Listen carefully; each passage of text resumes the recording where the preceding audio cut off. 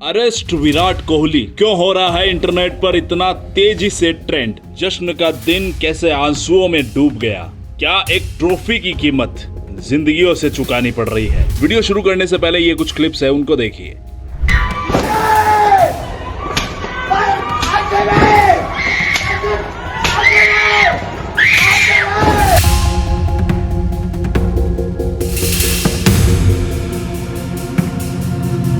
17 साल से आरसीबी कोई ट्रॉफी नहीं जीता था। प्यार इतना कि सड़कें रुक गई, स्टेडियम गूंज उठा।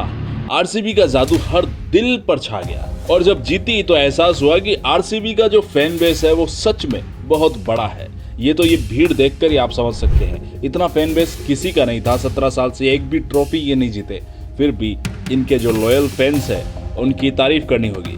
लेकिन इतनी दीवानगी कि कोई अपने हाथ की नस काट ले, ये भी तो सही नहीं है।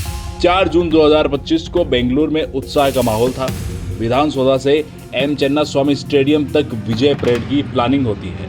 मुफ्त पास की घोषणा हो जाती है, लेकिन अनप्लान के चलते बेंगलोर ट्रैफिक पुलिस 11:56 पर यह कहती है कि जो ओपन टॉप बस परेड होनी थी वो रद्द कर दी। फिर भी 2 से 3 लाख जो फैंस थे क्रिकेटियम स्टेडियम के बाहर जमा हो गए। अब इतनी सारी भीड़ बिना प्लानिंग के वहां जमा हो गई और 1 लाख से ज्यादा तो विधानसौधा के पास ही लोग खड़े थे और खुशी त्रासदी में बदल गई।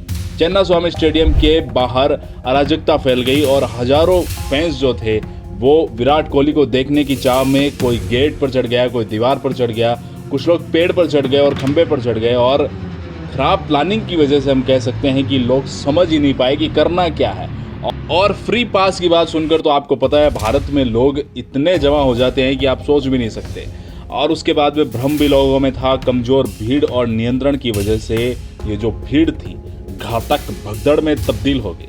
7 से 11 लोगों के जान जाने की बात है। इसमें पूर्ण चंद्रा जो 26 साल के हैं, 13 साल की दिव्यांश एक छोटी बच्ची प्रज्वल जो 20 साल के हैं और करीब 33 से 56 लोग घायल होने की इसमें पूरी संभावना बता रहे हैं। ये आंकड़ा कम और ज्यादा हो सकता है, इसकी हम पुष्टि नहीं करते।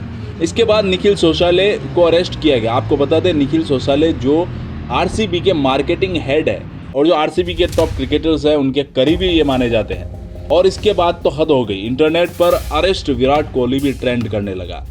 वास्तव में इसका जिम्मेदार कौन है ये तो एक जांच का विषय भी है, लेकिन क्रिकेट फैंस की भी बहुत बड़ी गलती मैं यहाँ मान सकता हूँ, क्योंकि आपको ये समझना होता है कि इस भीड़ में अपना बचाव कैसे करें। जाहिर सी बात है जब लाखों लोग होते हैं तो कुछ गड़बड़ हो सकती है, इसके लिए खुद को तैयार रहना पड़ता है। और प्रशासन की यहाँ पर अच्छी बात ये थी कि उन्होंने परेड को बंद कर दी।